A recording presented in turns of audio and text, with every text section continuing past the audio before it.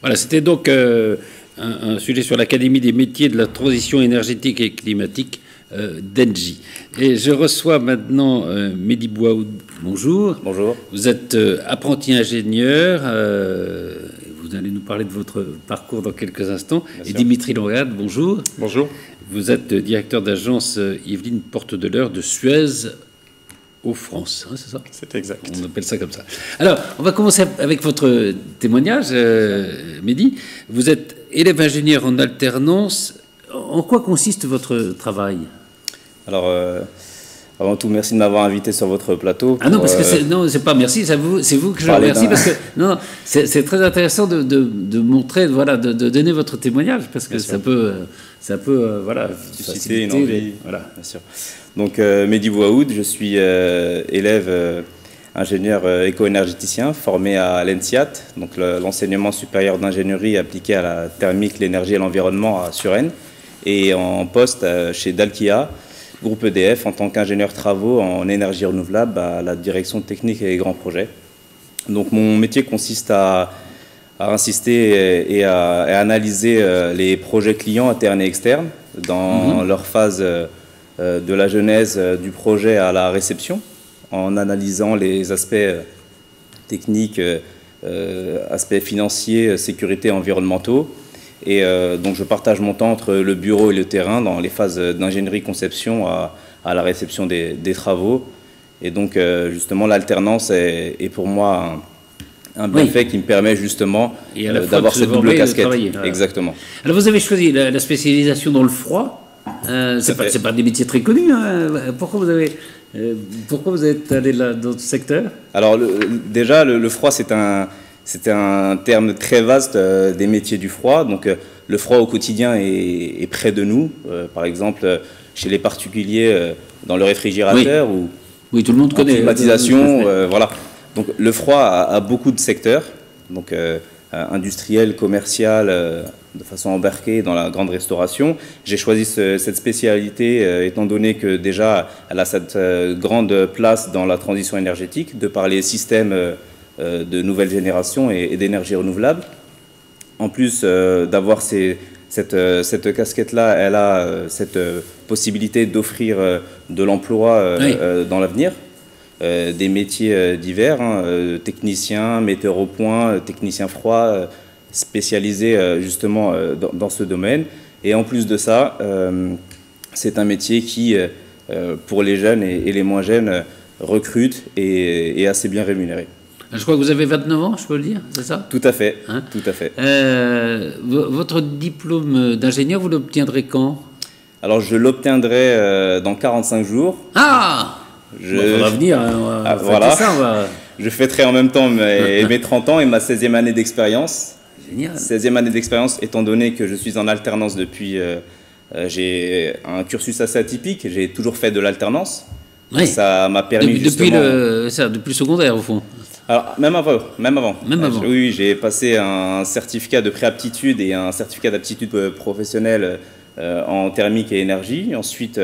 par la suite, je suis passé par le GFN à Maximilien Perret pour un bac et un BTS en génie climatique. Dalkia m'a d'ailleurs permis justement d'avoir cette alternance. J'ai travaillé ensuite toujours chez Dalkia en tant que technicien supérieur, metteur au point. J'ai pu avoir cette évolution transverse des différents métiers. Et j'avais un autre projet, c'était de reprendre justement les études. Le service RH de chez Dalkia m'a accompagné et m'a permis de concrétiser ce projet en intégrant l'ENSIAT en 2018. D'accord. Et dans 45 jours, vous allez vous dire quoi? Ça a été dur ou c'était bien? Alors... est-ce que ça a été dur par moment? Il y a des hauts et des bas, mais étant donné qu'on est accompagné par ses proches, par les responsables pédagogiques et par son tuteur ou sa tutrice, je pense qu'on a toutes les clés en main pour ne pas ressentir cette difficulté tout au long de notre projet d'alternance. Et quel conseil, pour terminer, vous donneriez à un jeune qui veut s'orienter vers votre filière? Alors, j'ai 3 conseils. Le premier, c'est que si vous cherchez un métier en phase avec la transition numérique et énergétique, vous êtes dans la bonne filière. Le second, c'est que prenez votre part d'engagement dans la sauvegarde et dans la sauvegarde de la planète, tout simplement. Et enfin, chacun peut faire des choses. Hein, chacun peut faire des choses. Et enfin, si vous cherchez des métiers qui s'exercent de façon sédentaire ou mobile et des métiers d'avenir, je vous invite à aller visiter les différentes vidéos sur YouTube, sur la page d'Akia. Oui.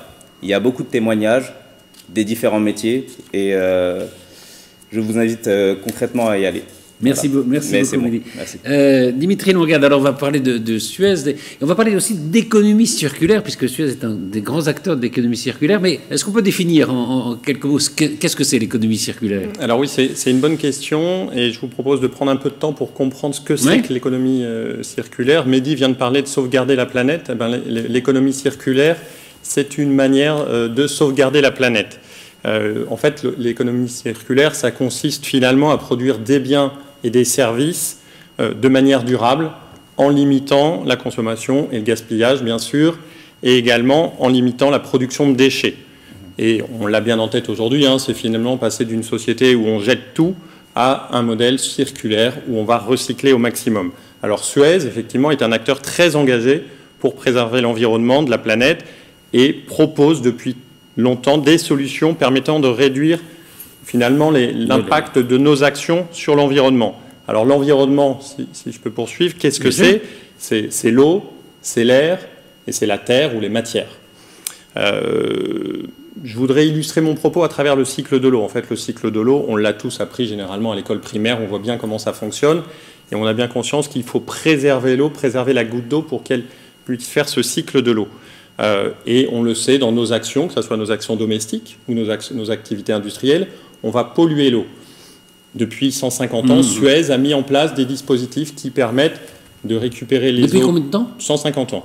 Ah oui. Ah oui, Suez, voilà, c'est vraiment une activité ancienne, donc ces techniques ont énormément évolué, elles évoluent encore aujourd'hui, et on a mis en place des procédés qui permettent de traiter les eaux polluées avant de les rejeter dans une rivière pour ne pas polluer l'environnement.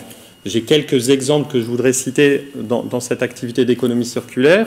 C'est également, plus récemment, on a mis en place des dispositifs qui permettent de récupérer la chaleur des eaux usées à Levallois pour chauffer le bassin d'une piscine municipale. D'accord. Plus récemment, on a mis en place sur Poissy un dispositif qui permet de capter le carbone dans l'air, le CO2, la pollution automobile, de le capter et de le renvoyer dans une station d'épuration. J'ai envie aussi de vous évoquer les procédés d'adoucissement de l'eau, où on enlève le calcaire de l'eau, pour le plus grand bénéfice de tous les abonnés du territoire. Oui. Et ce calcaire, ce n'est pas un déchet. On arrive, voilà, on le réutilise en agriculture, on le réutilise comme engrais pour l'agriculture ou pour des remblais routiers. Dernier exemple, Wilfried en parlera tout à l'heure, c'est la récuperation d'énergie par méthanisation sur les stations d'épuration. Qui est aussi de Suez. Hein, voilà, et Wilfried le détaillera tout à l'heure. Mais ça, c'est un grand enjeu parce que y a justement des écologistes qui disent, au fond, il n'y a pas de poubelle dans la nature.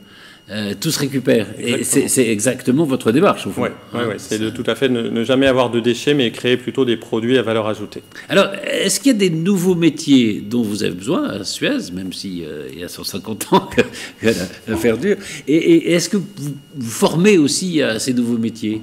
Alors oui, dans un premier temps, ces nouveaux métiers, oui, on en a.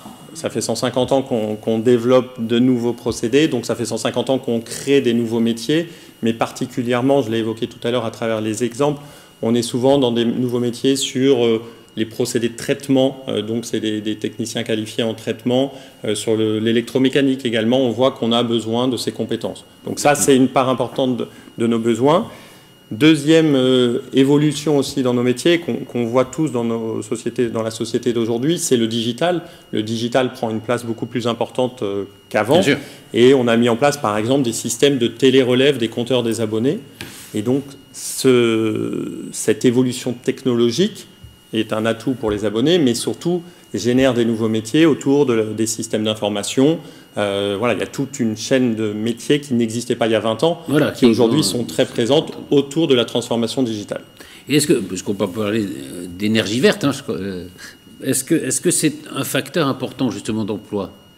Oui, et d'insertion d'ailleurs aussi. Oui, alors oui, tout à fait. Alors, si on veut parler un peu plus de formation et d'insertion, Suez s'est toujours positionné comme un acteur de l'emploi local, hein, parce qu'on est, on est avant tout, on a des activités qui sont très territoriales, très locales. Suez s'est toujours positionné autour de ses activités d'emploi et d'insertion. En 2018, on a signé la convention Pacte, qui est une convention pour les quartiers. C'est une démarche lancée par l'État. Donc on a signé cette convention Pacte. Et localement, pour incarner et surtout pour, je dirais, mettre en œuvre un certain nombre d'activités autour de l'insertion, de l'emploi par l'insertion, on a mis en place et on a créé ce qu'on appelle la Maison pour rebondir sur les départements des Yvelines et des Hauts-de-Seine. Et qu'est-ce que c'est alors? Alors la Maison pour rebondir, c'est l'entité Suez qui, localement, va développer tout un tas d'initiatives qui vont permettre de favoriser l'insertion, de permettre le retour à l'emploi de personnes éloignées de l'emploi depuis de nombreuses années. Et c'est sous l'égide de Suez, ça? Oui, tout à fait. La Maison pour rebondir, c'est vraiment une entité Suez. La première a été développée à Bordeaux il y a une quinzaine d'années. Et aujourd'hui, on en développe un peu partout en France. Et donc, voilà, si j'ai encore 2-3 minutes, non, allez-y. Quelques exemples d'activités lancées par la Maison pour rebondir.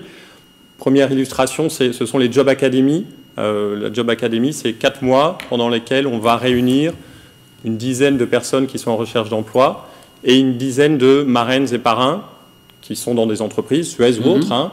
Et l'idée, c'est finalement d'accompagner ces personnes en recherche d'emploi pendant ces 4 mois. C'est la relecture d'un CV, c'est un échange, c'est donner confiance. Finalement, il y a beaucoup de choses, on le voit dans la recherche d'emploi, qui ne sont pas toujours si simples. Et ce parrainage a des taux de réussite. On a des taux de réussite de l'ordre de 80% des personnes en recherche d'emploi trouvent un emploi à l'issue des 4 mois. Donc ça, chez Suez ou ailleurs, d'ailleurs, non? Ailleurs. Ailleurs, d'accord. Après, pourquoi pas chez Suez? L'idée, c'est pas de former des gens pour chez vous. Voilà, le concept de la Job Academy, c'est un parrainage pour l'appui dans le cadre du retour à l'emploi. Et finalement, ça apporte tant mieux des retours à l'emploi. Et les parrains marraines qui ont fait ces opérations, en général, en retirent également beaucoup. Parce que c'est toujours enrichissant de se positionner de l'autre côté. Autre exemple plus récent qu'on a fait dans le Mantois, c'est l'opération Sans chance, sans emploi, où là également, on avait une dizaine de jeunes, et là, c'est vraiment du coaching assez intensif, avec des semaines complètes, où on les appuie. Donc ça, voilà, c'est en lien avec la mission locale du Mantois, et là, on les appuie pour jeunes en recherche de travail, trouver un premier emploi. Dernier exemple, on peut parler également du CFM de Trappes, qui est un centre de formation, où là, clairement, on le voit derrière, on forme des jeunes à nos métiers, alors qu'ils ne sont pas forcément tous innovants, mais nos métiers évoluants, il faut quand même former ces jeunes aux dernières technologies qu'on utilise.